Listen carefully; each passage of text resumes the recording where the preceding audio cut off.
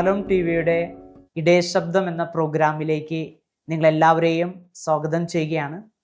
ഇന്ന് നമ്മളുടെ കൂടെ ആയിരിക്കുന്നത് ഹൊസൂർ രൂപതയും രൂപതയുടെ ഇടയനായിരിക്കുന്ന സെബാസ്റ്റ്യൻ പൊഴിലിപ്പറമ്പിൽ പിതാവാണ്.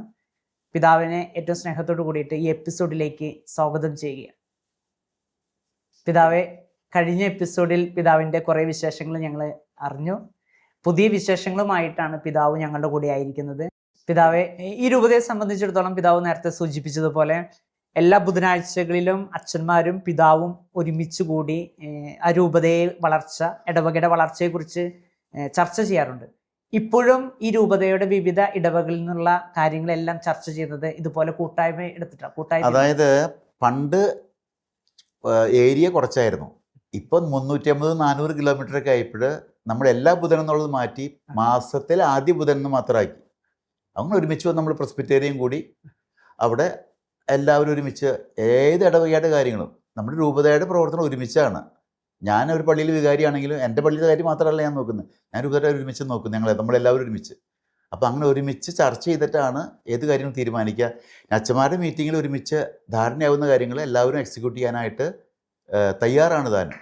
സന്യസ്തരെ കുറിച്ചൊന്ന് പിതാവ് ഒന്ന് പറയോ? ഈ രൂപതയിൽ സന്യസ്തരായിട്ടുള്ള അച്ഛന്മാരും ഉണ്ട്, നാട്ടുപട്ടക്കാരും ഉണ്ട്. നാട്ടുപട്ടം എന്ന് പറയുന്നത് നമ്മുടെ സന്യസ്തരല്ലാത്ത ഇടവക വൈദികർ എല്ലാവരും സഹകരിച്ചുകൊണ്ട് പോകുന്നു. പിന്നെ അവരവരുടെ കാര്യസ്ഥം ഉൾക്കൊണ്ടുകൊണ്ട് സഭക്കാരും നീങ്ങുന്നുണ്ട്. അതോടൊപ്പം തന്നെ രൂപതയുടെ പ്രവർത്തനം ആത്മാർത്ഥമായിട്ട് സഹകരിക്കുന്നുണ്ട് സന്യസ്തർ. ഈ രൂപതയിൽ സിസ്റ്റേഴ്സ് എത്രത്തോളം പ്രവർത്തിക്കുന്നുണ്ട്? സിസ്റ്റേഴ്സും വളരെ കാര്യമായിട്ട് പ്രവർത്തിക്കുന്നുണ്ട്. ഒട്ടും എളുപ്പമല്ല അവരുടെ പ്രവർത്തന ശൈലികളാണെങ്കിലും. ഒത്തിരി നമുക്കറിയാം, അനാഥശാലകൾ നടത്തുന്നു, മാനസിക രോഗികളായ സ്ത്രീകൾക്കുള്ള സ്ഥാപനം നടത്തുന്നു, cancer hospice, Jeevodaya cancer hospice വളരെ പുഴുക്കളെയൊക്കെ കൈകൊണ്ട് എടുത്ത് മാറ്റി ശുശ്രൂഷിക്കുന്ന കാണുമ്പോൾ നമുക്ക് പോലും അത് അവിടെ 1 മണിക്കൂർ നിൽക്കാൻ പ്രയാസം തോന്നുന്നു. അങ്ങനെയുള്ള രോഗികളുടെ അടുത്തൊക്കെ നിന്നുകൊണ്ട് ശുശ്രൂഷിക്കുന്നു. അതൊക്കെ വളരെ ക്രിസ്തീയമാണ്. അക്രൈസ്തവരിലേക്ക് യേശുവിൻ്റെ സ്നേഹത്തിൻ്റെ സന്ദേശം കൈമാറുന്ന പ്രവർത്തനങ്ങൾ തന്നെയാണ് അതെല്ലാം. അഭിമന്യ മാർ ജെയിംസ് പഴയാറ്റിൽ പിതാവിൻ്റെ എപ്പോഴും ആഗ്രഹമാണ് ഇതൊരു രൂപതയായിട്ട് മാറണമെന്നുള്ളൊരു ആഗ്രഹമായിരുന്നു. ആദ്യത്തെ രൂപത മെത്രാനാണ് സെബാസ്റ്റ്യൻ പിതാവ്. പഴയാറ്റിൽ പിതാവിന് അന്ന് മിഷനെ രൂപതയാക്കാനുള്ള ആഗ്രഹമായിരുന്നു. പിതാവിന് രൂപതയായപ്പോൾ ഇനി എന്താണ് പിതാവിൻ്റെ ആഗ്രഹം എന്നുള്ളത്? പഴയാറ്റിൽ പിതാവ് തീർച്ചയായിട്ടും സ്വർഗത്തിലിരുന്നു കൊണ്ട് കരുക്കൾ നീക്കിയിട്ടാണ് ഈ രൂപത ഒന്ന് ചിന്തിക്കുന്ന ഒരാളും കൂടിയാണ് ഞാൻ. കാരണം അത്രയേറെ ആഗ്രഹമായിരുന്നു പിതാവിന് മരിക്കുന്ന സമയത്ത് ഈ രൂപതയാകാൻ സാധിച്ചില്ലെന്നുള്ള പ്രയാസമാണ് ഏറ്റവും വലിയ പ്രയാസമായിട്ട് പഴയാറ്റിൽ പിതാവിനുണ്ടായിരുന്നത്. അത് ആൾ മുകളിൽ ചെന്ന് ശരിയാക്കി എടുത്തു. ഇനി നമ്മൾ ശരിയാക്കിയെടുത്ത ഈ രൂപത അത് ശക്തമായിട്ട് ക്രൈസ്തവ സാക്ഷ്യം ഈ കാലഘട്ടത്തിൽ സമൂഹത്തിന് കൊടുക്കുന്ന രൂപതയായിട്ട് മാറണം എന്നുള്ളതാണ് എൻ്റെ ചിന്ത, എല്ലാ പരിമിതികളും ഉൾക്കൊണ്ട്. ഈ രൂപതയുടെ മാതൃരൂപത എന്ന് പറയുന്നത് ഇരിഞ്ഞാലക്കുട രൂപതയാണ്. ഇന്നും അഭിമന്യ പോളി പിതാവിൻ്റെ നേതൃത്വത്തിൽ ഈ രൂപതയോട് എങ്ങനെയാണ് പ്രവർത്തിക്കുന്നത്? ഇരിഞ്ഞാലക്കുട രൂപതയോടും പോളി പിതാവിനോടും പഴയാറ്റി പിതാവിനോടും ഈ രൂപതയ്ക്ക് ഒരു കാലത്തും മറക്കാനാവാത്ത വലിയ കടപ്പാടുണ്ട്. കാരണം ഇതുണ്ടാക്കിയത് അവരാണ്. തന്നെയല്ല അവിടുത്തെ അച്ഛന്മാർ, ഇരിഞ്ഞാലക്കുട രൂപത്തിലത്തെ അച്ഛന്മാരാണെങ്കിലും പലരുടെയും ആയുസിൻ്റെ പകുതി ഇവിടെ പണയം വെച്ചിട്ട് അവർ പോയിരിക്കുന്നത്. ഓരോ പള്ളികൾ ഒക്കെ ഉണ്ടെങ്കിൽ അതിൻ്റെ കാരണക്കാർ അവരാണ്. അവരിപ്പോഴും സ്വപ്നം കാണുന്നുണ്ട് ഇവിടുത്തെ കാര്യങ്ങളുടെ വളർച്ചയെക്കുറിച്ച്. ഇപ്പോഴും സഹകരിക്കുന്നുണ്ട് എല്ലാ കാര്യങ്ങളും ഭംഗിയാക്കാനായിട്ട്. പോളിപിതാവാണെങ്കിലും എപ്പോഴും ഈ രൂപതയുടെ കാര്യങ്ങൾക്ക് വേണ്ടി ഒത്തിരിയേറെ സഹകരിക്കുന്നുണ്ട്. എപ്പോഴും പിതാവിൻ്റെ മനസ്സിലും സ്വപ്നമാണ് ഈ രൂപത വളർന്നു വരുന്നുള്ളൂ. സ്വന്തം മകളാണുള്ളൂ. ഈ രൂപതയിലെ യുവജനങ്ങളെ കുറിച്ചൊന്ന് പറയാമോ? ഇവിടുത്തെ യുവജനങ്ങൾ ഇപ്പം എല്ലാ സ്ഥലങ്ങളിലുള്ള യുവജനങ്ങളുടെ പ്രശ്നം തന്നെ ഇവിടെ ഉണ്ട്. കാരണം പലരും വിദേശത്തേക്ക് പോവാണ്. യുവജനങ്ങളുടെ എണ്ണം വളരെ പരിമിതമാണ്. പക്ഷെ ഉള്ളത് ഭയങ്കര സ്ട്രോങ് ആണ്, എന്തിനും തയ്യാറാണ്, വളരെ കമ്മിറ്റഡ് ആണ്. പിന്നെ കേരളത്തിൻ്റെ പശ്ചാത്തലം മുഴുവൻ ഇവിടെ ഇല്ല. പിന്നെ അറിവിൻ്റെ കാര്യത്തിലും കുറച്ച് വ്യത്യാസമൊക്കെ ഉണ്ട്. ഒരിക്കൽ തമാശയ്ക്കാണെങ്കിലും ഞാൻ പറയുകയാണ്, ഒരു യൂത്ത് എന്നോട് വന്ന് ചോദിച്ചു, അന്ന് ഞാൻ ഇവിടെ അച്ഛൻ ചാപ്പള്ളിന് അച്ഛ അവിടെ എൻ്റെ ഫ്രണ്ട്സ് യൂത്ത് ചോദിക്കുക, അപ്പോൾ നമ്മുടെ അയനവരം പാസ് സെൻ്ററിൻ്റെ മുമ്പിൽ തോമസ് ലീയുടെ രൂപമുണ്ടല്ലോ, ഒരു യൂത്ത് വന്ന് ചോദിക്കുക, എന്താ നിങ്ങളുടെ പള്ളിയുടെ മുമ്പിൽ മാത്രം ജീസസ് കുന്തം പിടിച്ച് നിൽക്കണേ? അപ്പോൾ തോമസ് ലീഹ ആരാണ്, അല്ലെങ്കിൽ എന്താണ്, അല്ലെങ്കിൽ യേശു, അങ്ങനെയുള്ള കാര്യങ്ങളിൽ കേരളത്തിലെ പോലെയുള്ള അത്രയും ഫുൾ ജ്ഞാനം ഇവിടെ നമുക്ക് കൊടുക്കാൻ സാധിച്ചിട്ടില്ല. പരിശ്രമിച്ചുകൊണ്ടിരിക്കുന്നത് മാത്രം. യുവജന പ്രസ്ഥാനത്തിൽ എങ്ങനെ എത്രത്തോളം പ്രവർത്തിക്കുന്നു? ഇവിടെ സംഘടനകളൊക്കെ വളരെ ആക്റ്റീവാണ്. പലപ്പോഴും നമ്മൾ വിചാരിക്കും കേരളത്തിലെ ഇത്ര ജനബാഹുല്യമൊന്നും ഇല്ലെങ്കിലും കുറച്ച് പേരുള്ളെങ്കിലും ഉള്ളത് വളരെ ശക്തമായ പ്രോഗ്രാമുകൾ സംഘടിപ്പിക്കുന്നത് അവരെ കാണുമ്പോൾ നമുക്ക് വളരെ എനിക്ക് തോന്നുന്നു അച്ഛന്മാർക്ക് തന്നെ അറിയാതെ ഈ രൂപത്തിൽ പ്രവർത്തിക്കുന്ന അച്ഛന്മാർക്ക് തന്നെ അറിയാം എന്തൊരു കമ്മിറ്റഡ് ആണ്. അവർ പുറത്തുള്ള ജോലിക്ക് പോയി വന്ന് അല്ലെങ്കിൽ പഠിക്കാൻ പോയി വന്ന് അതിനിടയ്ക്ക് കിട്ടുന്ന സമയം കൊണ്ട് ഭംഗിയായിട്ട് പ്രവർത്തനങ്ങൾ കാഴ്ചവെക്കുന്നുണ്ട്. മതബോധന രംഗം ഇവിടെ എത്രത്തോളം? മതബോധന രംഗം ഇപ്പോൾ നമ്മുടെ ജാജു ഇളങ്ങുന്നപ്പോൾ അച്ഛനാണ് മതബോധനത്തിൻ്റെ ഡയറക്ടറായിട്ട് പ്രവർത്തിക്കുന്നത്. കാറ്റഗിസം ടീച്ചേഴ്സൊക്കെ ആണെങ്കിലും വളരെ കമ്മിറ്റഡ് ആണ്. കുട്ടികളുടെ എണ്ണം കുറവാണ്. പിന്നെ മതബോധന ഞാനിപ്പോൾ നേരത്തെ സൂചിപ്പിച്ചു, മതബോധനത്തെക്കുറിച്ചുള്ള ചർച്ചകൾ ഈ വീടുകളിൽ ഇപ്പം ഞാനിപ്പോൾ വീടുകളിൽ പോകുന്നുണ്ട്. ഞാൻ നേരത്തെ പറഞ്ഞില്ല 5 വർഷത്തിലൊരിക്കൽ ഒരു ബിഷപ്പ് എല്ലാ വീടുകളും സന്ദർശിക്കുന്നുള്ള ധാരണ. 2017 മുതൽ 5 വർഷത്തിനുള്ളിൽ ഒരു വട്ടം എല്ലാ വീടുകളിലും ഞാൻ പോയി. അത് കഴിഞ്ഞപ്പോൾ കോവിഡ് വന്നു, പിന്നെ ഒന്നും അനങ്ങാൻ പറ്റാത്ത അവസ്ഥ വന്നു. ഇപ്പോൾ 5-ാം വർഷം ആരംഭിച്ചിട്ട് 2 വർഷം കഴിഞ്ഞു. ഇപ്പോൾ ഞാൻ വീടുകളിൽ പോയിക്കൊണ്ടിരിക്കുകയാണ്. ഇന്നും ഉച്ച കഴിഞ്ഞ് വീടുകളിൽ പോകുന്നുണ്ട്. 3 മണി മുതൽ 7 മണി വരെ പോകുന്നു. അതിനുശേഷം 7 മണിക്ക് ഒരുമിച്ച് കുടുംബങ്ങൾ ഒരുമിച്ച് കൂടി ചർച്ച നടത്തും. അപ്പോൾ അവർ ചർച്ചയിൽ നമ്മൾ ക്ലാസ്സൊന്നുമല്ല ചെയ്യുന്നത്, ഓരോരുത്തരും എങ്ങനെ നമ്മുടെ വിശ്വാസം വളർത്താം. അപ്പോൾ അതിൽ മതബോധനം ഒരു പ്രധാനപ്പെട്ട വിഷയമായിട്ട് വരാറുണ്ട്. അപ്പോൾ അതിനെക്കുറിച്ച് വ്യക്തമായ നിർദ്ദേശങ്ങൾ പലതും വന്ന് ഞാനതെല്ലാം ടൈപ്പ് ചെയ്ത് ചാൻസലർ അച്ഛൻ വഴി കമ്പ്യൂട്ടറിൽ കയറ്റിക്കൊണ്ടിരിക്കുന്നുണ്ട്. അപ്പോൾ കാറ്റഗിസം ടെക്സ്റ്റിനെ കുറിച്ച് ഒത്തിരിയേറെ മാറ്റം വേണമെന്നുള്ള ചിന്താഗതി പറയുന്നുണ്ട്. അതുപോലെ യേശുവുമായിട്ടുള്ളൊരു വ്യക്തിപരമായ അനുഭവത്തിലേക്ക് വളരാനായിട്ട് സഹായകമാകണം ക്ലാസ്സുകൾ. ബൈബിൾ പരിചയപ്പെടുന്ന കാര്യത്തിൽ പിന്നെ ഇൻട്രസ്റ്റിംഗ് ആക്കണം എന്നൊക്കെ പറഞ്ഞുകൊണ്ട് അങ്ങനെ ഇപ്പോൾ പോകുന്ന രീതിയിനേക്കാളും കൂടുതൽ സജീവമാക്കണം എന്നുള്ള നിർദ്ദേശങ്ങളാണ് വന്നുകൊണ്ടിരിക്കുന്നത്. ഈ രൂപതയെ സംബന്ധിച്ച് ഇപ്പോൾ 8 വർഷമായി. പിതാവ് 5 വർഷത്തിൽ ഒരിക്കൽ വീടുകളെല്ലാം സന്ദർശിക്കുന്നുണ്ട്. എനിക്ക് തോന്നുന്നു പിതാവ് എല്ലാ ഇടവകളിലും സന്ദർശിച്ചതിന് ശേഷം ആധ്യാത്മിക മേഖലയിലും അജപാലന മേഖലകളിലും എന്ത് വ്യത്യാസമാണ് പിതാവ് ഇനി കൊണ്ടുവരാനായിട്ട് ആഗ്രഹിക്കുന്നത്? എനിക്ക് കുടുംബ പ്രാർത്ഥന ശക്തമായിട്ട് നമ്മുടെ എല്ലാ വീടുകളിലും കൊണ്ടുവരണം. അത് കുറച്ച് ഡ്രോബാക്ക് വന്നിട്ടുണ്ട്. അതായത് ആരും കുറ്റം പറഞ്ഞിട്ട് കാര്യമില്ല. കേരളത്തിൻ്റെ പശ്ചാത്തലമല്ല ഇവിടെ. ഞാൻ പോണ്ടിച്ചേരിയിൽ വീടുകളിൽ കയറി ഇറങ്ങുമ്പോൾ ജിമ്മർ നേഴ്സുമാരാണ്. ഒരു വീട്ടിൽ ഒരു അംഗം വരുന്നത് വൈകുന്നേരം 8 മണിക്ക്. അപ്പോൾ അടുത്ത അംഗം പോയി കഴിഞ്ഞു, രാത്രി നൈറ്റ് ഡ്യൂട്ടിയാണ്. അപ്പോൾ ഒരുമിച്ച് ഇങ്ങനെ കൂടുന്നവർ അപ്പോൾ ഒക്കെ ജോലിക്കാരാണ്, നഴ്സുമാരും ഡോക്ടേഴ്സും. അപ്പോൾ എങ്ങനെ ഒരുമിച്ച് കുടുംബ പ്രാർത്ഥന കൊണ്ടുവരാമെന്നുള്ളതിനെക്കുറിച്ചുള്ള ഒരു ധാരണകൾ ചർച്ചകൾ നടത്തിക്കൊണ്ടിരിക്കുന്നു. പിന്നെ അത് പക്ഷേ എന്തൊക്കെ സാഹചര്യമാണെങ്കിലും ഒരുമിച്ച് പ്രാർത്ഥിക്കണം. കുടുംബങ്ങളിലെ കുടുംബ പ്രാർത്ഥനയുടെ അന്തരീക്ഷം എല്ലാ വീടുകളിലും സംജാതമാക്കണം എന്നുള്ളതിനെ കുറിച്ചിട്ട് ശക്തമായൊരു ചിന്ത എൻ്റെ മനസ്സിലുണ്ട്. ഈ കാലഘട്ടത്തിൽ മാധ്യമം എന്ന് പറയുന്നത് വളരെ പ്രധാനപ്പെട്ടതാണ്. സഭയെ സംബന്ധിച്ചിടത്തോളം ഷെക്കേന, ശാലം, ഗുഡ്നെസ് എന്നീ ചാനലുകളുണ്ട്. എനിക്ക് തോന്നുന്നു പിതാവ് മാധ്യമത്തിൻ്റെ ഏറ്റവും പ്രധാനപ്പെട്ട ഒരു കണ്ണിയാണ്. കാരണം പിതാവ് എല്ലാ ദിവസവും ചെറിയ ചെറിയ യൂട്യൂബിലൂടെ സന്ദേശം ഇടുന്നുണ്ട്. പിതാവിന് മാധ്യമത്തെക്കുറിച്ച് എന്താണ് പറയാനുള്ളത്? എനിക്ക് തോന്നുന്നു മീഡിയ വളരെ പ്രധാനപ്പെട്ടതാണ് കർത്താവിൻ്റെ സന്ദേശം മറ്റുള്ളവർക്ക് എത്തിക്കാനായിട്ട്. കാരണം പഠിപ്പിക്കുക, വിശദീകരിക്കുക, നയിക്കുക, ഈ 3 ദൗത്യമാണ് എല്ലാ ക്രിസ്ത്യാനിക്കും ഉള്ളത്. മാമോദിസ തലേ വീണ് കഴിഞ്ഞാൽ പഠിപ്പിക്കുന്നതിൻ്റെ ഭാഗമാണ് ഈ മീഡിയയിലൂടെ നമുക്ക് ചെയ്യാനുള്ള ഏറ്റവും വലിയ കാര്യം. അതിപ്പോൾ വെറുതെ ഒരു കാര്യം പറഞ്ഞു കൊടുക്കുന്നതിന് പകരമായിട്ട് മീഡിയയിലൂടെ പല കഥകളിലൂടെ എങ്ങനെയെങ്കിലുമൊക്കെ ഈ സന്ദേശം എത്തിക്കുക എന്നുള്ളതാണ് ലക്ഷ്യം. ഇന്ന് ഒരു കുട്ടിയോട് തന്നെ മീഡിയ മൊബൈൽ കാണിച്ച കൊച്ചിനോട് അതിലൂടെ പറഞ്ഞാൽ കൊച്ചു കേൾക്കും, അല്ലാതെ നേരെ പറഞ്ഞാൽ കേൾക്കത്തില്ല. അങ്ങനത്തെ ഒരു അവസ്ഥയിൽ വന്നു കഴിഞ്ഞു. അപ്പോൾ ശരിക്കും സഭ മുഴുവൻ മീഡിയയിലേക്ക് ശ്രദ്ധ നന്നായിട്ട് തിരിക്കണം. അല്ലാണ്ട് ഉള്ളിലപ്പടി വൾഗറാന്ന് പറഞ്ഞിട്ട് ഇരുന്നുകൊണ്ട് കാര്യമൊന്നുമില്ല. ആ വൾഗർ ഇല്ലാതാക്കാൻ നമുക്ക് പറ്റത്തില്ലെങ്കിൽ നല്ലത് കൊണ്ടുവന്ന് നിറയ്ക്കുക, അത്രയും ചെയ്യാനായിട്ട് ശ്രമിക്കണം. കർത്താവിൻ്റെ സന്ദേശം മറ്റുള്ളവരിലേക്ക് എത്തിക്കാനായിട്ട് മീഡിയ തലത്തിൽ വളരെയേറെ സഭ മുന്നോട്ട് വരണം. ഇന്നത്തെ കാലഘട്ടം മീഡിയയാണ് നയിക്കുന്നത്. സത്യം ആണോ അല്ലെന്ന് മീഡിയയിലൂടെ വരുമ്പോൾ അതൊക്കെ സത്യമെന്ന് വിചാരിക്കുന്ന ആളുകൾ ചിലപ്പോൾ അസത്യമായിരിക്കും ഇപ്പോൾ മനസ്സിലാക്കിക്കൊണ്ടിരിക്കുന്നത്. അല്ലെങ്കിൽ മീഡിയയിലൂടെ പലരെയും അങ്ങോട്ടും ഇങ്ങോട്ടൊക്കെ വധിക്കുന്ന രീതി, it's not at all Christian. അതിനൊക്കെ കൃത്യമായിട്ട് മീഡിയയിലൂടെ തന്നെ വിമർശിക്കണം. കാര്യം നമുക്ക് എതിർപ്പ് വന്നാലും മാധ്യമം ഇപ്പോൾ വളരെയധികം വെല്ലുവിളിയാണ്. കാരണം പണ്ടത്തെ കാലഘട്ടം പോലെയല്ല ഇപ്പോഴത്തെ ഒരു കാലഘട്ടം. ഈ മാധ്യമത്തെ പ്രോത്സാഹിപ്പിക്കുന്ന വിധത്തിൽ പിതാവിന് എന്താണ് സഭയോട്, ദൈവജനത്തോട് പറയാനുള്ളത്? മീഡിയയിലൂടെ നമ്മുടെ കഴിവുള്ള മീഡിയ തലത്തിൽ കഴിവുള്ള വ്യക്തികൾ രംഗത്തേക്ക് കൂടുതലായിട്ട് വരിക, അട്രാക്റ്റീവായിട്ട് യേശുവിൻ്റെ സന്ദേശം മറ്റുള്ളവരിലേക്ക് എത്തിക്കാനായിട്ട്. അപ്പം എന്നെ സംബന്ധിച്ചിടത്തോളം ഞാനത്ര എഫിഷ്യൻ്റ് ഒന്നല്ല. പക്ഷെ അണ്ണാറക്കണ്ണൻ തന്നാലേ ഞാൻ നേരത്തെ പറഞ്ഞ് വീണ്ടും ആവർത്തിക്കുകയാണ്. എൻ്റെ ഒരു ബോധ്യമാണ്, ആരൊക്കെ എന്തൊക്കെ പറഞ്ഞാലും ഞാനത് ചെയ്തുകൊണ്ടിരിക്കും. എനിക്കറിയാം, ഞാൻ എൻ്റെ എല്ലാ ഇടവകകളിലെ എൻ്റെ എല്ലാ വീടുകളിലേക്കും ഞാൻ അയക്കുന്നുണ്ട് ഒരു ചെറിയ സന്ദേശം, ബൈബിൾ സന്ദേശമാണ്. അത് ഇപ്പോൾ ഇങ്ങനെ തന്നെ ഷൂട്ട് ചെയ്യുന്നതിനകത്ത് ഇപ്പോൾ എൻ്റെ കയ്യിൽ സാധനമൊന്നുമില്ല, ആകെ എൻ്റെ കയ്യിൽ ഒരു ടോർച്ച് മാത്രമേ ഉള്ളൂ, ഒരു മൊബൈലും. പണ്ട് അത് മൊബൈൽ വെച്ചിങ്ങനെ ടോർച്ച് അടിച്ച് മൊബൈൽ വെച്ചൊക്കെ പിടിച്ചു വിട്ടിരുന്നു. പക്ഷെ ഇന്ന് അത് വിട്ട് കഴിഞ്ഞാൽ ആൾക്കാർ അപ്പം തന്നെ അത് ഡിലീറ്റ് ചെയ്ത് കളയും. അപ്പോൾ അതുകൊണ്ട് ഇങ്ങനെ ആരെങ്കിലുമൊക്കെ പിടിച്ച് കിട്ടിക്കഴിഞ്ഞാൽ അതിൻ്റെ ടോക്ക് വരുമ്പോൾ അതിനെ കുറച്ച് പൊട്ടിച്ചെടുക്കുക. എൻ്റെ ഈ ഇൻഷോട്ടിൽ പോയിട്ട് എഡിറ്റ് ചെയ്യാനൊക്കെ എനിക്കറിയാം. ഞാൻ കുത്തി കണ്ടുപിടിച്ചാൽ പഠിച്ചിട്ടൊന്നുമില്ല. അപ്പോൾ അതിൽ നിന്നൊരു പീസ് എടുത്ത് എഡിറ്റ് ചെയ്ത് അയക്കും. അപ്പോൾ ഞാൻ കഴിഞ്ഞ ദിവസമൊക്കെ നോക്കുമായിരുന്നു, അങ്ങനെ ഒരു ചെറിയ സന്ദേശം. ഇപ്പോൾ പഴയാറ്റ് പിതാവ് പറഞ്ഞു, trust in divine Providence and go ahead with full confidence. അപ്പോൾ അത് ഒരു പ്രസംഗത്തിലുണ്ട്. അപ്പോൾ ഞാൻ അത് മാത്രം കട്ട് ചെയ്തെടുത്തു, ഒരു 10-14 സെക്കൻഡ് ഉള്ളത്.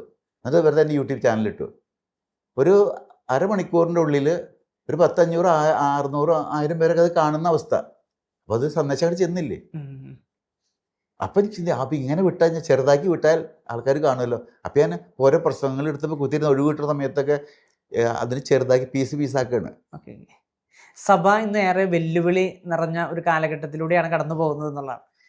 ആധ്യാത്മികമായിട്ടും പലപ്പോഴും ദൈവജനം സഭയിൽ നിന്ന് പതുക്കെ മാറിപ്പോകുന്നു.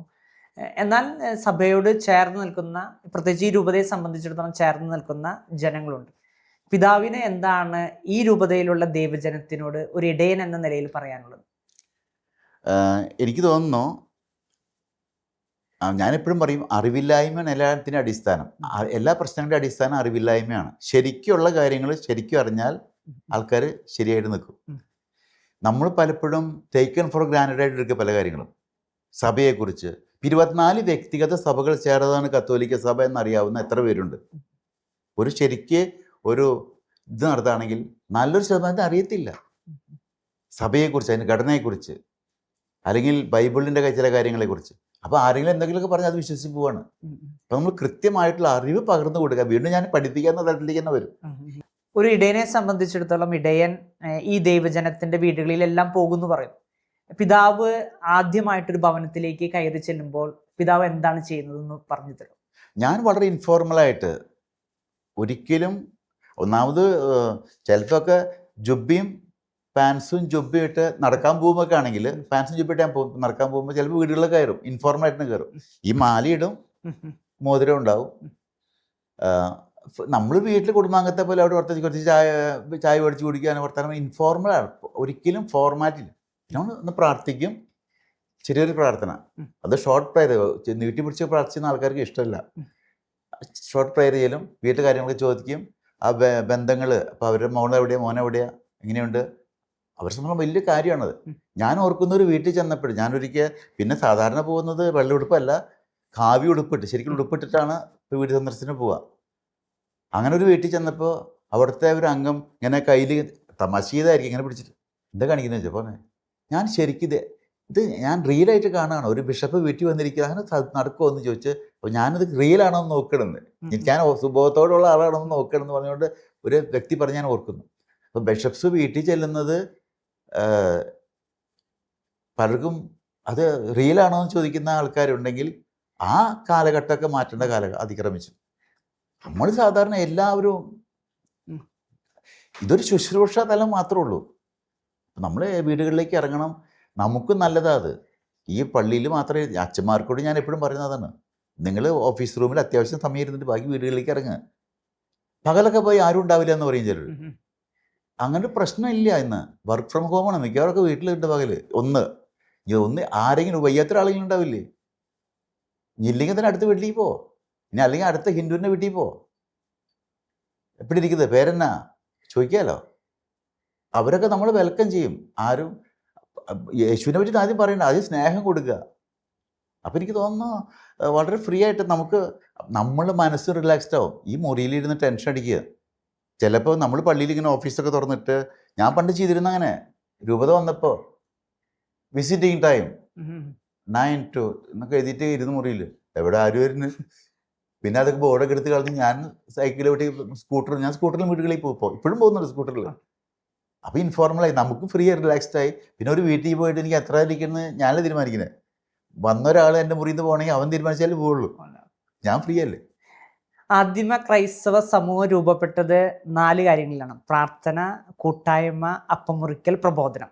എനിക്ക് തോന്നുന്നു ഹൊസൂർ രൂപത രൂപപ്പെട്ടത് ഈ 4 കാര്യങ്ങളിലൂടെയാണ്. അന്നത്തെ കാലഘട്ടത്തിൽ ഭവനത്തിൽ വെച്ചിട്ടാണ് വിശുദ്ധ കുർബാന, കൂട്ടായ്മ, ഒരുമിച്ചിരുന്ന് പ്രാർത്ഥിക്കുന്നു, ഒരുമിച്ച് പ്രബോധനം കേൾക്കുന്നു എന്നുള്ളതാണ്.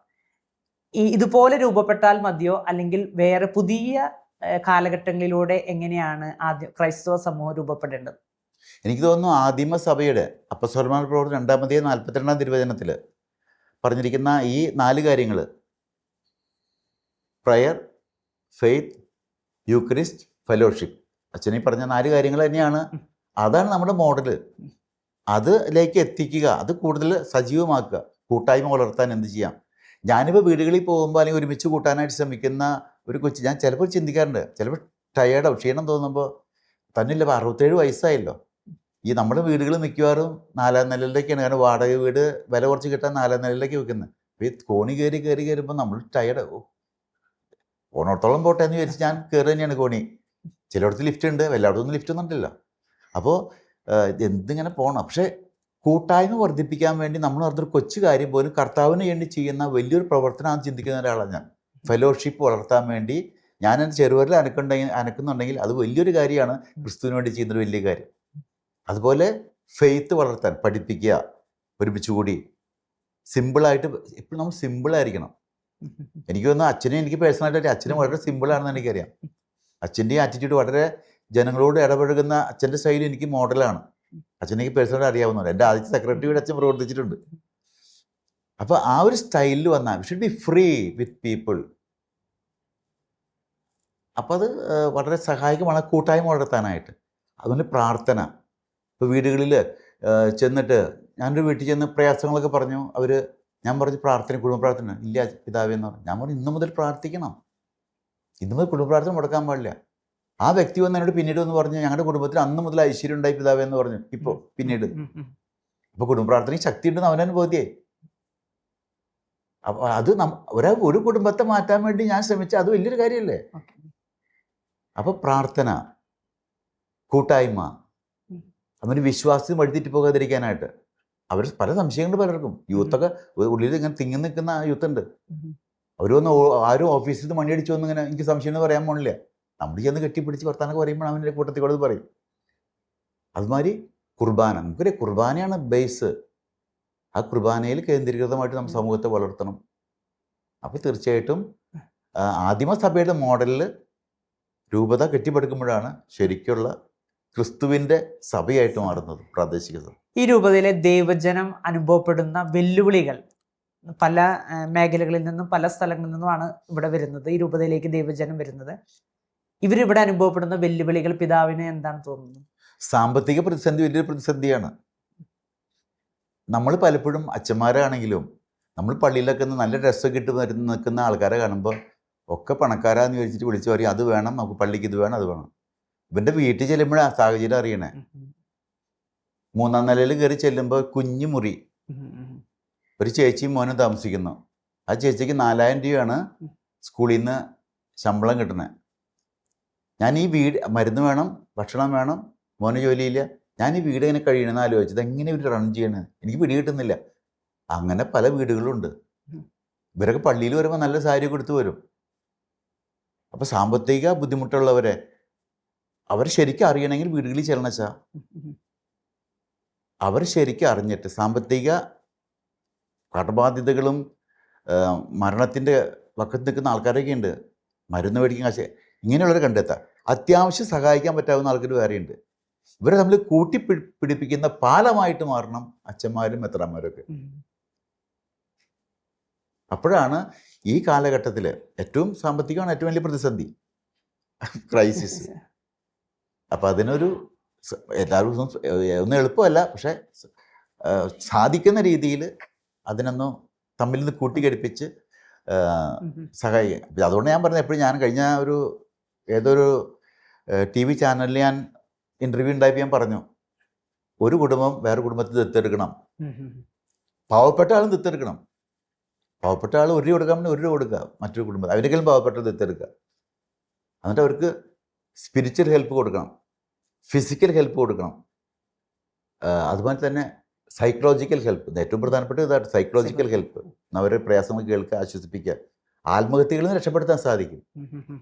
പിന്നെ ഫിനാൻഷ്യൽ ഹെൽപ്പ് സാധിക്കുന്ന രീതിയിൽ അങ്ങനെ സപ്പോർട്ട് ചെയ്ത് കുടുംബങ്ങളെ ഈ പ്രതിസന്ധിയിൽ നിന്നും രക്ഷപ്പെടുത്താനായിട്ട് ഒരു പരിധി വരെ. അതൊരു വീട് ഒക്കെ വാടക വീടുകളാണല്ലോ, വാടക കൊടുക്കാൻ സംവിധാനമില്ല. ആകെ 15,000 രൂപ കിട്ടുന്നു, അതിൽ 10,000 രൂപ വാടക കൊടുത്ത് പിന്നെ അങ്ങനെ 5,000 രൂപയ്ക്ക് അതിന് ഡ്രസ്സും ഭക്ഷണവും ഇതൊക്കെ നടക്കും, മരുന്നും. ഒരസുഖം വന്നാൽ പെട്ടു. ഞാൻ കേട്ടിട്ടുണ്ട് ഇവിടുത്തെ ഈ രൂപത വളർന്നപ്പോൾ വൈദികരോട് ചേർന്ന് ഇവിടുത്തെ ദൈവജനം കൈ നിറയെ അവരോട് ചേർന്നു കേട്ടിട്ടുണ്ട്. അത് അവരിൽ ഉള്ളതിൽ ഇപ്പോൾ പിതാവ് നേരത്തെ പറഞ്ഞ പോലെ സാമ്പത്തികമായിട്ടുള്ള ബുദ്ധിമുട്ടുണ്ടെങ്കിൽ പോലും അവർ ഒരു ഇടവകയ്ക്ക് അല്ലെങ്കിൽ രൂപതയ്ക്ക് കൈ നിറച്ചു കൊടുത്തിട്ടുണ്ട് എന്നുള്ളതാണ്. ഇപ്പോഴും ഈ ദൈവജനം ഈ ഇടവകയോട് ചേർന്ന് നിൽക്കുന്നതിൻ്റെ പ്രധാനപ്പെട്ട കാരണം എന്താണ്? തീർച്ചയായിട്ടും അച്ഛന്മാർ വളരെ പ്രധാനപ്പെട്ട കാര്യമാണ്. കാരണം ഇല്ലായ്മയിൽ നിന്നും ഉള്ളതിലധികം കൊടുക്കുന്ന മനോഭാവമുണ്ട് ആളുകൾക്ക്. ഞാൻ എപ്പോഴും ഓർക്കുന്നൊരു കാര്യമുണ്ട്. ഞാൻ വീടുകളിൽ കയറിയിറങ്ങുമ്പോൾ ഒരിക്കലൊരു വീട്ടിൽ ചെന്നു, അവിടുത്തെ ഭർത്താവ് സൂയിസൈഡ് ചെയ്തു, സാമ്പത്തിക കടബാധ്യത കൊണ്ട് സൂയിസൈഡ് ചെയ്തു, ആത്മഹത്യ ചെയ്തു. ഞാൻ ആ കുടുംബാംഗങ്ങളെ ആശ്വസിപ്പിക്കാൻ വേണ്ടി വീട്ടിൽ ചെന്നു പിറ്റേ ദിവസം. അപ്പോൾ ആ ചേച്ചി എൻ്റെ അടുത്ത് ഒരു റെസീറ്റ് കൊണ്ടുവന്നു. നോക്ക് പിതാവേ, അന്നീ അച്ഛനാ, നോക്ക് അച്ഛ, ഇത്രയും കടബാധ്യതയുള്ള ചേട്ടൻ അതുകൊണ്ട് ആത്മഹത്യ ചെയ്ത് ശരിയല്ല, പക്ഷെ എന്ത് ചെയ്യാൻ സാഹചര്യം വന്നു, പെട്ടുപോയി. ഏതാനും ദിവസങ്ങൾക്ക് മുമ്പ് പള്ളിയിലത്തെ അച്ഛൻ വന്ന് അവിടുത്തെ കാര്യങ്ങൾ പറഞ്ഞപ്പോൾ 250 രൂപ കൊടുത്തതിൻ്റെ റെസീറ്റ്. അപ്പോൾ ഇത്രയും വലിയ കടബാധ്യതയുള്ള ആളാണ് ആ 250 രൂപ കൊടുത്ത് സഹായിച്ചത്. അതാണ് ഇല്ലായ്മയിൽ നിന്ന് വരെ ഇവിടെ ആൾക്കാർ ചെയ്യുന്നുണ്ടെന്നുള്ള വലിയൊരു കാര്യമാണ്. ഓക്കെ. സീറോ മലബാർ സഭയെ സംബന്ധിച്ചിടത്തോളം സീറോ മലബാർ സഭയ്ക്ക് എന്താണ് സ്വപ്നം ഈ രൂപതയെക്കുറിച്ച്? സീറോ മലബാർ സഭയ്ക്ക് ഞാൻ ചിന്തിക്കുക, ഈ ഹോസൂർ രൂപത ഒരു വളരെ പ്രധാനപ്പെട്ട രൂപതയാണ്.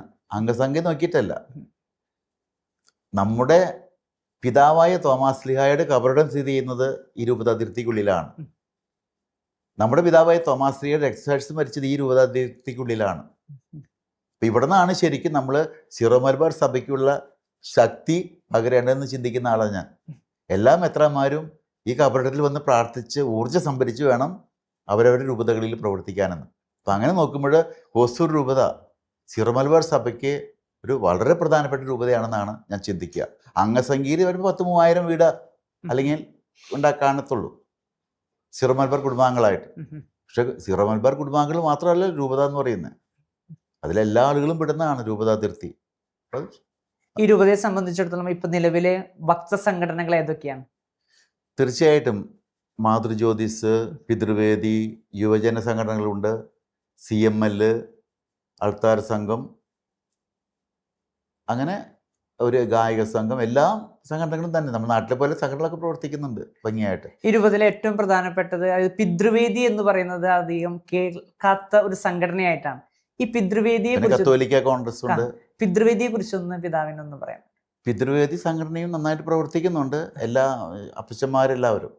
പിന്നെ ഞാൻ ആദ്യമായിട്ട് ഹോസൂർ ഇടവകയിൽ അന്ന് ജോർജ് ചെറുമലച്ചനാണ് അവിടെ വികാരി. അപ്പം എന്നെ ഇടവക സന്ദർശനം വിളിച്ചു. അപ്പം അന്നത് ജസ്റ്റ് ഒരു ഇടവക രൂപം കൊണ്ടിട്ടുള്ളൂ. അപ്പം എന്നോട് പറഞ്ഞു, ഇപ്പം കുർബാന കഴിഞ്ഞപ്പോൾ പറഞ്ഞു, ഇന്ന് ഞങ്ങളുടെ സംഘടനകളിലെ ഫോട്ടോ എടുക്കാൻ പോവാണ്. എന്നിട്ട് എന്നോട് ഒരു കസാരി ഇട്ടു, ബേമയുടെ മുമ്പിൽ ഒരു കസാരി ഇട്ടിട്ട് പിതാവ് ഇവിടെ വന്നിരിക്കും, ഓരോ സംഘടനകൾ മാറി മാറി വന്ന് ഫോട്ടോ എടുക്കുന്നതാണെന്ന് പറഞ്ഞു. ഞാനവിടെ ചെന്നിരുന്നു. ഞാനിതിപ്പോൾ ആരും വരണില്ല. എന്നിട്ട് അച്ഛൻ പുറകിൽ പോയിട്ട് ജോർജ് അച്ഛൻ വിളിച്ച് അനൗൺസ് ചെയ്യാണ്, പിതൃവേദി. എന്നിട്ട് ആരും വരില്ല. അപ്പോൾ അച്ഛൻ ആൾക്കാർ നോക്കിയിട്ട്, ഡാ നീയൊക്കെ പിതാക്കന്മാർ വന്നിരിക്കും, വാ വാ. അപ്പോൾ അവിടെ സംഘടന രൂപീകരിച്ചിട്ടില്ല, ഇതാണ് സംഘടന രൂപീകരണം. എന്നിട്ട് അപ്പന്മാരൊക്കെ വിളിച്ചു വരുത്തി നിർത്തിയിട്ട് ഒരു ഫോട്ടോ എടുത്തു. അത് കഴിഞ്ഞിട്ട് പറഞ്ഞു മാതൃവേദി. അപ്പോൾ ആരും വരുന്നില്ല. അമ്മമാർ വാ, അമ്മമാരൊക്കെ ഫോട്ടോ എടുത്തു. യുവജന സംഘടന, അങ്ങനെ എൻ്റെ കൂടെ നിർത്തി ഫോട്ടോ എടുത്തിട്ട് അച്ഛൻ പറഞ്ഞു, ഇന്ന് മുതൽ ഇവരൊക്കെയാണ് സംഘടനാംഗങ്ങൾ എന്ന് പറഞ്ഞാൽ എല്ലാ പിതാക്കന്മാരും പിതൃവേദിയിൽ വേണം, എല്ലാ അമ്മമാരും മാതൃസംഘത്തിൽ പ്രവർത്തിക്കണം. ആരും വിട്ടു നിൽക്കാൻ പാടില്ല എന്നുള്ളതില്ല. അപ്പോൾ സംഘടനകൾ നാട്ടിലെ പോലെ കുറച്ച് പേര് അങ്ങനെ നമ്മളെല്ലാവരും ആക്റ്റീവായിട്ട് പ്രവർത്തിക്കുന്ന ചിന്തയാണ് അച്ഛന്മാർക്കുള്ളതും അതിന് ആളുകൾ ഉൾക്കൊള്ളുന്നത്. രൂപതയുടെ ഒരു ഇടവക എടുത്തു നോക്കുകയാണെങ്കിൽ ഇടവകയുടെ ഒരു പ്രവർത്തനങ്ങൾ വിജയിക്കണമെങ്കിൽ എല്ലാ സംഘടനകളും ആക്റ്റീവാണ്. മാതൃവേദി, പിതൃവേദി, യുവജന പ്രസ്ഥാനം, കുട്ടികൾ, CMLA എല്ലാ സംഘടനകളും ആക്റ്റീവാണ്. ഞാൻ കണ്ട ഒരു കാര്യം, ഇവിടുത്തെ എല്ലാ സംഘടനകളിലും പ്രവർത്തിക്കുന്ന ജനങ്ങൾ വിവിധ തലത്തിലുള്ള ആളുകളാണ്. ഗവൺമെൻറ് ഉദ്യോഗസ്ഥരുണ്ട്, IT കമ്പനിയിൽ വർക്ക് ചെയ്യുന്നവരുണ്ട്, സാധാരണക്കാരായിട്ടുള്ള ആളുകളുണ്ട്. ഇവരെല്ലാവരെയും ചേർത്ത് പിടിക്കാനുള്ള കഴിവ് എന്താണ്? തീർച്ചയായിട്ടും നമ്മൾക്കൊരു എന്താ പറയുക, പക്ഷഭേദ ചിന്തയില്ലാതെ പണക്കാരോ പാവപ്പെട്ടവരോ ഉദ്യോഗസ്ഥരോ തൊഴിലാളി താഴ്ന്ന തൊഴിലാളികളോ ആ ഒരു വ്യത്യാസമില്ലാതെ എല്ലാവരെയും ഒരുപോലെ കാണുന്ന മനസ്സ് വേണം. എനിക്കാണെങ്കിലും അച്ഛന്മാർക്കാണെങ്കിലും എല്ലാവർക്കാണെങ്കിലും. പിന്നെ എന്നെ തെറി പറയുന്നവരുണ്ടാകാം ചിലപ്പോൾ, അവരും എന്നെ സംബന്ധിച്ച് അത് അവരുടെ ഭാഗത്ത് നിന്ന് ചെയ്തു. ഞാൻ എൻ്റെ ഭാഗത്ത് നിന്ന് അങ്ങോട്ടുള്ളത് എല്ലാവരോടും ഈക്വൽ. എനിക്ക് ശത്രുത പാടില്ല, വെറുപ്പ് പാടില്ല. അങ്ങനെ ഒരു എല്ലാവരോടും ഒരേപോലെ പെരുമാറുന്ന മനോഭാവത്തോടെ നമ്മൾ ഇവരെ കോർത്തിണക്കി കൊണ്ടുപോവുകയാണെങ്കിൽ എനിക്കൊന്നും പ്രശ്നം ഉണ്ടാവില്ലെന്നാണ് എൻ്റെ ചിന്ത. രൂപതയെ സംബന്ധിച്ചിടത്തോളം രൂപതയ്ക്ക് ഇനി എന്തെല്ലാം മേഖലകളിലാണ് എത്തിപ്പെടേണ്ടത്? എനിക്ക് തോന്നുന്നു ഇപ്പോഴത്തെ സാഹചര്യത്തിൽ ഇപ്പം നമ്മൾക്കൊരു മൈനസ് സെമിനാരി ആയി, സംവിധാനങ്ങളായി. ഇനിയിപ്പോൾ ഈ മൈലാപ്പൂർ തോമാസ് ലീയുടെ കബറിടം ചെയ്യുന്ന സ്ഥലത്ത് നമ്മളൊരു ദേവാലയം കെട്ടിപ്പടുക്കാമെന്നുള്ള ശ്രമത്തിൻ്റെ ഭാഗമായിട്ട് കേരളത്തിൽ ഉടനീളം എല്ലാ പള്ളികളിൽ നിന്നും നമ്മൾ സഹകരണം സ്വീകരിച്ചുകൊണ്ട് നമ്മൾ ഏകദേശം ഒരു 4 കോടി രൂപയോളം സമാഹരിച്ച് കഴിഞ്ഞിട്ടുണ്ട്. അപ്പം അതിൻ്റെ സ്ഥലം വാങ്ങാനായിട്ട് ശ്രമം നടന്നുകൊണ്ടിരിക്കുകയാണ്. അതിന് ഇപ്പോൾ ഒരു ഫുൾ പവർ കമ്മിറ്റിക്ക് നമ്മൾ രൂപം കൊടുത്തിട്ടുണ്ട്. കൂരിയായും എല്ലാവരും ആ കമ്മിറ്റിയെ അധികാരപ്പെടുത്തിയിട്ടുണ്ട്. ആ കമ്മിറ്റി നന്നായിട്ട് പ്രവർത്തിക്കുന്നുണ്ട്. അതിൻ്റെ ഡോക്യുമെൻറ്റ്സും കാര്യങ്ങളൊക്കെ നോക്കിക്കൊണ്ടിരിക്കുന്നു. അത്ര എളുപ്പമല്ല ഇവിടെ ഒരു കാര്യം ഒരു ചെറിയ സ്ഥലത്ത് നോക്കിക്കൊണ്ടിരിക്കുന്നുണ്ട്. ആ ഒരു കാര്യം സീറോ മലബാർ സഭ മുഴുവനും കേരളം മുഴുവനും നോക്കിക്കൊണ്ടിരിക്കുന്ന കാര്യമാണ്. അത് എത്രയും വേഗം അത് പ്രാവർത്തികമാക്കണം എന്നുള്ള ചിന്ത എൻ്റെ മനസ്സിലുണ്ട്. അത് ഒരു സീറോ മലബാർ സഭയ്ക്ക് മുഴുവൻ വരുമ്പോൾ പിൽഗ്രിംസ് ആയിട്ട് വരുന്നവർക്ക് സഹായകമായിട്ട് കാര്യമാണല്ലോ. അപ്പോൾ അതൊരു എത്രയും വേഗം എക്സിക്യൂട്ട് ചെയ്യപ്പെടണം എന്നുള്ളതാണ് അടുത്ത ഒരു ഇമ്മീഡിയറ്റ് ആയിട്ടുള്ള ഒരു പ്രധാനപ്പെട്ട ദൗത്യമായിട്ട് ഞാൻ നോക്കി കാണുന്നത്. സ്നേഹം നിറഞ്ഞ പിതാവേ, ഈ എപ്പിസോഡ് ഇവിടെ സമയപരിമിതി മൂലം അവസാനിക്കുകയാണ്. നമുക്ക് അടുത്ത എപ്പിസോഡിൽ നമുക്ക് കാണാം. കൂടുതൽ പിതാവിൻ്റെ അനുഭവങ്ങളും പരിചയങ്ങളും രൂപതയെക്കുറിച്ചും അടുത്ത എപ്പിസോഡിൽ കാണുന്നതുവരെ നമുക്ക് പ്രാർത്ഥനയിലായിരിക്കാം. നമുക്ക് ഈ രൂപതയ്ക്ക് വേണ്ടിയിട്ട് പ്രാർത്ഥിക്കാം. ഈശോ മിശിഹായ്ക്ക് സ്തുതിയായിരിക്കട്ടെ.